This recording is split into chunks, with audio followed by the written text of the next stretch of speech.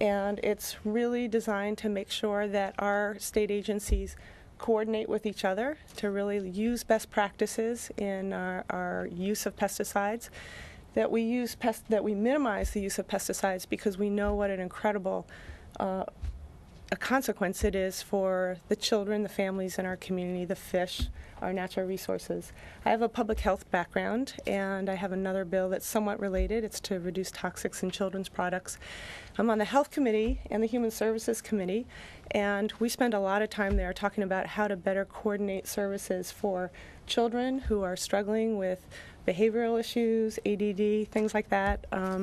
And also in the Healthcare Committee, the whole development of CCOs, coordinated care organizations, that are trying to deal with people who have chronic disease, and how do we better integrate services, but also how do we prevent people from getting cancers and heart disease. And so my interest has always been looking upstream, and how do we make sure that we prevent the kinds of things that we're now trying to integrate services for. And so reduction in toxics is really critical. There's so much evidence that shows the harmful effects.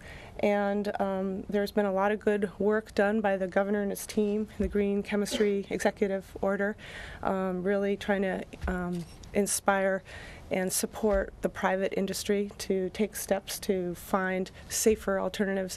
This bill is really designed at the state agencies, so that while we're asking the private sector to make these kind of changes, that we in the public sector also are in partnership with that. So we're working closely with Paul Jepson, the IPM coordinator, Alissa from the Invasive Species Council, and different state agencies and community groups to see how we can better coordinate, better use best practices, and really reduce our exposure to toxics and save state dollars, where there are areas where certain state agencies might be spraying certain lands. They both have their IPM plans, but they've not had the capacity to communicate with each other. There's a lot of government efficiency. So I'm really excited to be working on this bill, and I really thank all the community partners here who've worked for a long time on this. Are there any questions? Representative, has this bill been scheduled for a hearing yet? It has not been scheduled. It has been referred to the Agriculture Committee, and so we're waiting to hear when it will be scheduled. Okay. I don't know how the present chairman stands, but oftentimes legislation like that has gone to that particular committee in the past. Has he not gotten a hearing or has not advanced? Do you have any assurances that it will at least get a hearing? Brad Witt is the chair of that committee, and I don't know that I'd ever promise any assurance for anything, but he is very amenable to hearing it.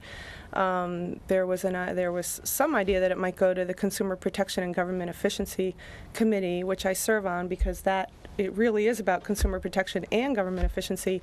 But because the Ag Committee is hearing a number of the different pesticide bills, they've gotten the context for it. As you know, people change committees all the time, and the Speaker felt that it was important because everyone in that committee is hearing so many different pesticide bills, even though this is not directed primarily at agriculture. You know, it's ODOT and DAS and all the different Parks and Recreation, Forestry, all the different agencies. She just felt that it was better that all of the pesticide issues got heard in one committee, where the committees really are getting up to speed on that issue. So we look forward to a great hearing in that committee, and we've had a lot of input from state agencies who are looking at the bill and providing feedback right now. One more general question is, I know the attitudes toward using pesticides were different 30 years ago than they are now. Do you think there's been enough movement, particularly in society, that this bill has a chance? I think so. I'm really honored to have my sister visiting from California today. She's worked on this issue for over 30 years with Environmental Defense Fund and other groups. I do think that there's a lot more awareness. There's a lot more data that's been done to link the consequences of pesticides and harmful chemicals to cancers. We lose, I think it's $2.6 billion to cancers and other health-related diseases as a result of chemical exposure. I will get you that exact figure later. But I think it's really thanks to a lot of the community groups out there, like those that are in this room, who are bringing awareness of not only the research that's out there, but what the practices are in our own communities. Are you familiar with the other pesticide bills? No, there's the pesticide stewardship program. I'm not sure if that's a bill or if it's in the governor's budget. I believe that it was originally a bill and it's been put in the governor's budget. So that's one. I'm not sure of the other. I'm more aware of my other bill is 3162, which is the bill, it's called Toxics Disclosure for Healthy Kids Act, and that's really designed to it's a disclosure program where we first identify what the harmful chemicals are for children by taking a combination of DEQ's list of highest chemicals of concern. I think there are about 180 on that, and intersecting it with Washington's list of chemicals of concern to children. And for companies that are selling children's products that have those chemicals, which right now there are 19 chemicals on that intersected list, they have to report to Oregon Health Authority any products that they're using within a 2-year period of enactment of the law, and then after 5 years they have to start phasing out those chemicals.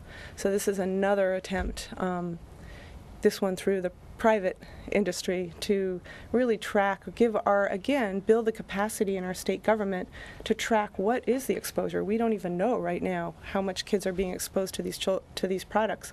So first of all, to track it, and then secondly, to start phasing it out. That bill has bipartisan sponsorship. It does. It's did you try? How much has on 3364 have you reached out to the Republican side of the aisle to try to get some support from them? I know that Beyond Toxics has been talking to a lot of people, so I think Lisa can answer some of those questions. My involvement with it has more been through some of the community groups and some of the sponsors of this kind of legislation in the past. So Representative Brian Clem, former Representative Ben Cannon, who was my predecessor, who carried a similar kind of bill in 2011.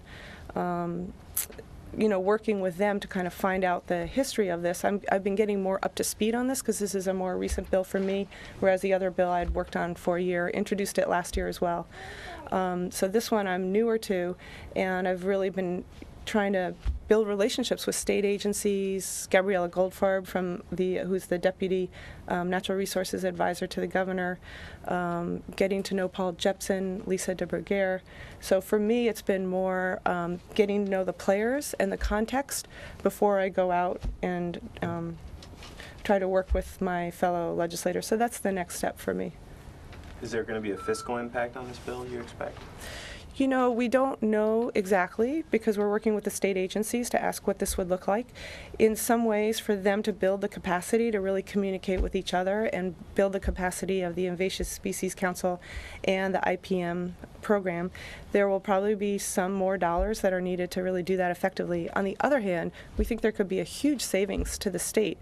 If you have an example of ODOT spraying the side of highways, and then perhaps there's a state park right along one of those highways, and it gets sprayed, and they're double spraying, it's an issue of overexposure for consumers, but it's also an issue of we're wasting government money if these agencies aren't talking to each other. So I think there could be substantial savings in this kind of program. So I have to run off to my caucus meeting, but thank you so much, and thank you for all your work on this.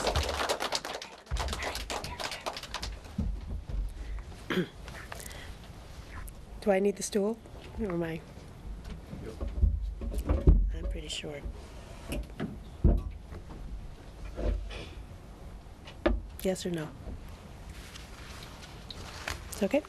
So my name is Lisa Arkin. I'm Executive Director of Beyond Toxics, and the first thing I want to say is to thank the kids who are in this room today, who came hundreds of miles to be in the Capitol today to show us that they and their parents care about a safer and healthier future for them. This bill, House Bill 3364, State Integrated Pest Management, will help us achieve that goal. And it allows Oregon to take the lead to use the best science to reduce pesticides, to protect workers, and of course our kids. You know, pest control is an ongoing activity in our state, and there was a question earlier to Representative Keny-Guyer about, is there a fiscal impact to this bill? We're already paying millions of dollars with state money to control pests. The question is, how are we going to control pests without poisoning ourselves and the environment? The method that is scientific and cost-effective is called integrated pest management. And that's what this bill is all about. Integrated pest management for our state agencies on public land only. What this bill will do is require that our state agencies adopt the industry standard, integrated pest management, for all properties managed by the state, including state parks, state buildings, state forests. And why is because the government has a special responsibility to protect the public. This bill is only concerned with how state agencies control pests on state property and does not affect commercial or private uses. I want to repeat that again. The government has a moral responsibility to protect those who are most vulnerable to the impacts of pollution. We're talking about our kids. Children, especially the youngest, like those here in the room today, including babies still developing in the womb, are the most vulnerable to harm from toxic chemicals and can suffer the most long-lasting effects of exposure at an early age. There's ample research, and some of it's being done right here at Oregon research institutions, showing that babies and children can suffer permanent learning disabilities and greater risks for childhood cancers from being exposed to pesticides. The most vulnerable time, according to the scientists, is the first trimester of pregnancy, a time when some women may not know they are pregnant.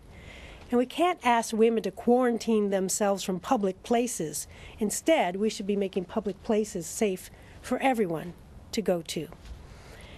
It's families, it's school children, it's state workers who are most likely to use public parks and visit state buildings. Right here in the Capitol, there's at least 2 or 3 school buses of kids every day visiting here. So our government must take special care to use the least toxic solutions to pests and weeds in these public places. Again, back to the money. Our state government currently uses millions of dollars to buy pesticides for invasive weeds. According to the records at the Department of Agriculture, in the last 2 bienniums, the state used $5 million for a weed grant program that focuses on pesticide sprays. That money came from lottery funds. Those are public dollars. And this weed program used chemicals that are known carcinogens and are banned in other countries and other states because they remain in the environment for long periods of time and have a high risk of poisoning groundwater. One of these poisons, 2,4-D, is listed by the state of Oregon as a priority toxic pollutant that is targeted for reduction because it is found in Oregon's rivers and even the bodies of our residents. However, according to the records at the Department of Agriculture, 2,4-D spraying was increased during the years 2008 to 2011. It increased by 52% during those years. In a few moments, you'll hear a story of an Oregon rural community that was sprayed with a poison that contaminated their only source of drinking water and killed hundreds of ponderosa pine trees because of a roadside spray that was paid for with public money. As President Ronald Reagan said, we must trust but verify.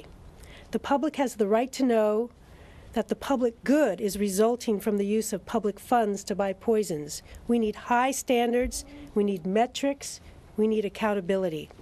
State integrated pest management is the responsible and economically sound method to apply science to the issue of pest control.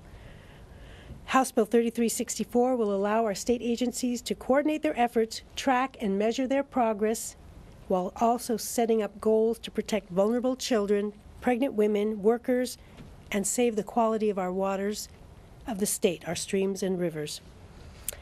So I Next will be Deanna Simon, a toxics reduction specialist, who will describe some of the details of House Bill 3364 and our partnership with Oregon State University, and share some IPM success stories from other states. And following Deanna, is John Huddle, a resident from Central Oregon, from Klamath, Deschutes. John Huddle's from Deschutes County. So, any questions or going on? Deanna. And you probably don't need that box. Thank you. Sorry, we'll just yeah, there we go. So my name is Deanna Simon, and I'm an IPM specialist. I've worked with the City and County of San Francisco and other integrated pest management programs for over 10 years.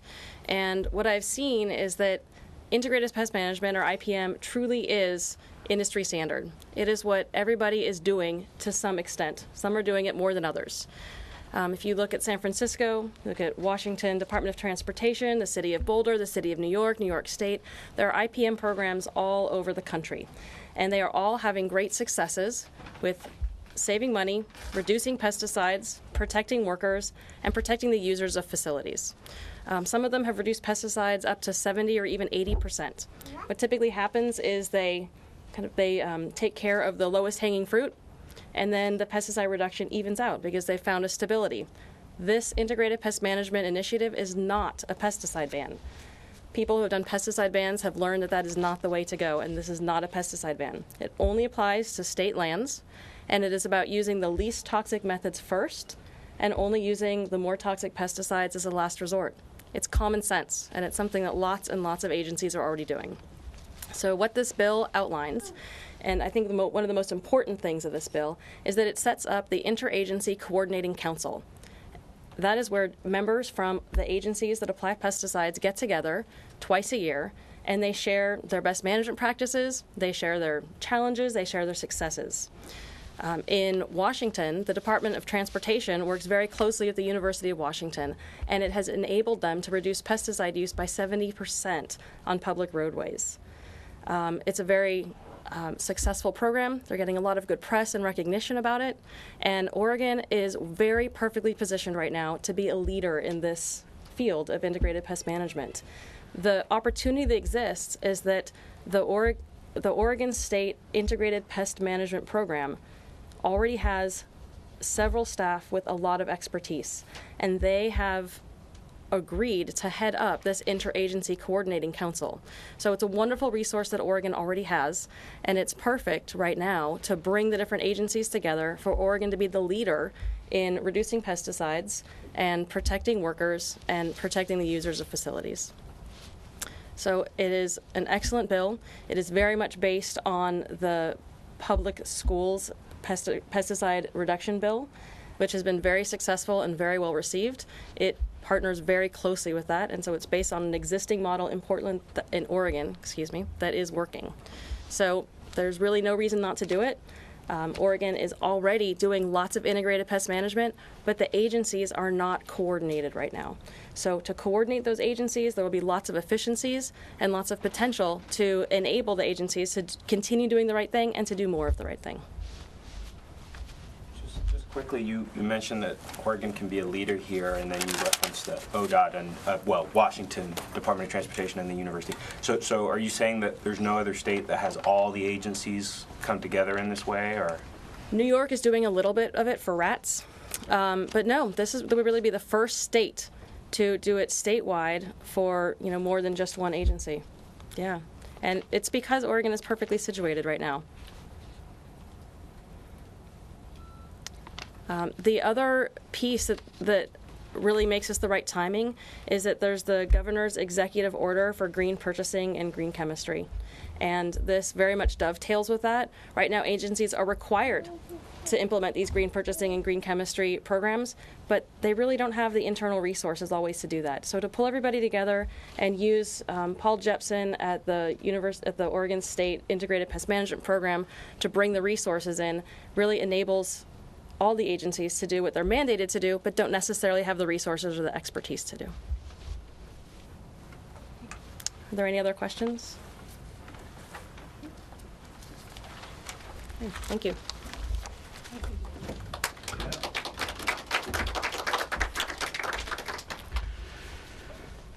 Good morning. I'm John Huddle. I'm a retired school psychologist, so I've worked with children from birth to all the way to adults in grad school. I'm also a Vietnam-era veteran, very active and an advocate for veterans. And what Lisa talked about for children, I think, goes double for veterans that were exposed to the defoliants in Vietnam and probably for the veterans exposed to the various chemicals in Iraq.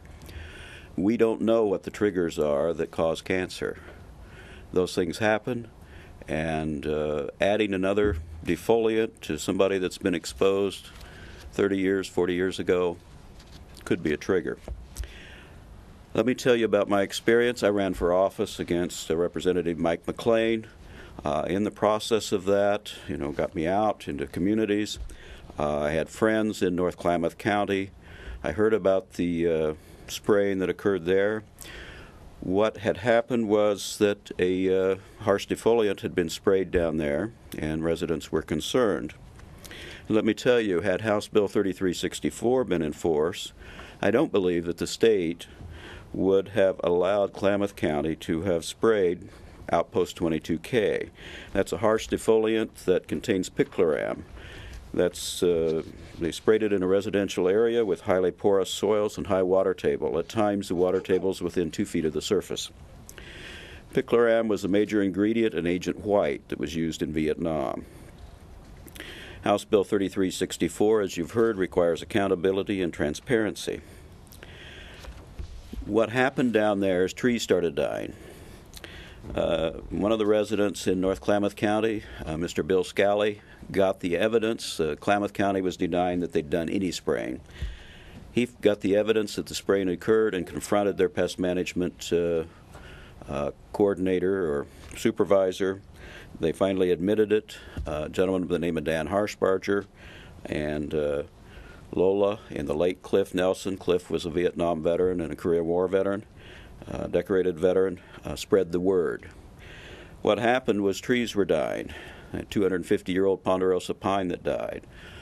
The Department of Agriculture found evidence of picloram in the trees.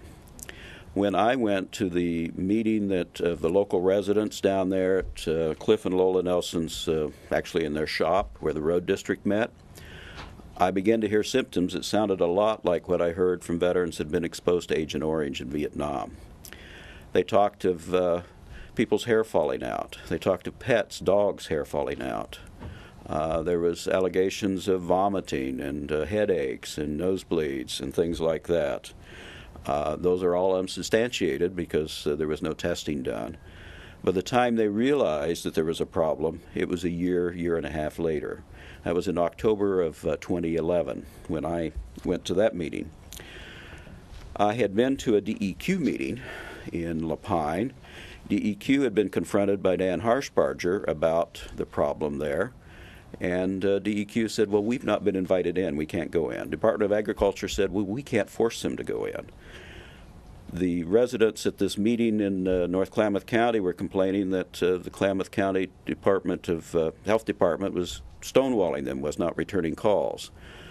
County commissioners refused to go up and meet with the residents in North Klamath County, citing legal reasons because of the liability.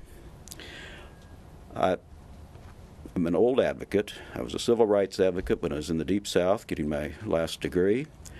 That sort of things kind of piss me off. Maybe it's a bit of a libertarian, but I don't like government getting that involved in our lives and not admitting to it and not doing anything. So I wrote an open letter to the governor. I sent it to Dan Harshbarger and a couple other people to verify the facts. It got circulated, and it became an open letter from the community. Ultimately, DEQ came in, and they found picloram. Nearly 2 years later, they were finding trace amounts of picloram in the well water of these people down there. Who knows how long they'd been drinking well water that was contaminated. By the time they tested it, of course, it had reduced to, it was just trace amounts. We don't know what it was like within the first few months. There were gardens killed. So that's been my involvement. Unfortunately, none of the people that were involved in this are able to be here today because they have to be in Klamath County dealing with depositions and things on the lawsuit to recover their losses for trees and gardens and so on. That's in a nutshell what I've dealt with. I've stayed current on this as far as what's happened there. I'd be happy to answer any questions if anybody has questions. And if anyone has appointments, please go to your appointments. I do have a question. Sure. Given that the act for spraying was done by a county, how would this legislation Well, help? this was granted and approved by the Department of Agriculture, and it was a blanket approval. Using funding. Yes, using funding, but it was they applied for it. This is what they said they could use. I'm not sure if they supplied it. There was some allegations of that. I can tell you at that meeting that there were some my impression, there were some very nervous agency people because of the huge liability from this. I strongly requested that they do, sampling to find out what the medical symptoms were, and they didn't do anything in that. And by the time they got around to even testing the wells, I think it would have been very difficult to have shown what was happening. Is there a disclosure piece in this bill? No, I haven't heard anyone talk There's about a disclosure, but I think it's a 24-hour notice that I read. I wasn't involved in drafting the bill. Okay. Yeah. But what I read of it, there's a 24-hour notice posted on a website or other thing. And it does, well, just, You'll have to go to the mic. Okay. So, So, I mean, you can. Okay. Yeah. It won't carry if you speak over here. I'll just answer that question. The bill requires that the state's agencies keep records and that it has a public right to know component to it. So it's not that the state has to turn over records, but as Mr. Huddle said, they do have to notify the public at least 24 hours in advance. That could be through a website or a 1-800 number, as ODOT currently does. Our state agencies some of them are doing this. ODOT has a notification system as well as the Department of Forestry. So it's not a new concept.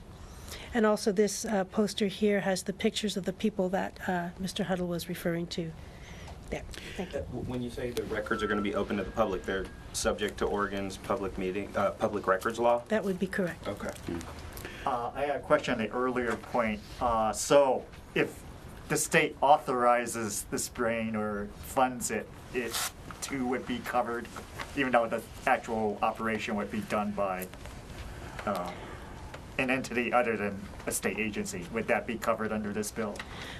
That's a That's why I cover. was not clear Yeah. about in getting And to I it. think it is a gray area, to be honest with you, but I did have a conversation with Lisa Hansen in the Department of Agriculture, and we discussed how with these lottery funds, currently the only option is to apply for money to use a pesticide. We could be encouraging people to look at alternatives to pesticides also to receive these monies. That would be a nice sort of a validation of the need to look at the full range of alternatives and not only the chemical alternatives. But as to whether the bill itself would apply to county programs, that's not clear, and that would be in the purview of the Interagency Coordinating Committee to recommend some rules around that. and I think setting the standard would help. Certainly, if there had been some public disclosure and the integrated pest management, Klamath County would never have done this. I talked to another county's pest management coordinator. He was just horrified that picloram was used on porous and high soils with high water tables. Said we would never do that. So, you begin to set the standards. You can't accomplish everything overnight. So you start one place, start with the responsible state agencies, and then, like Lisa said, it's a gray area. Maybe address that later if it has to be.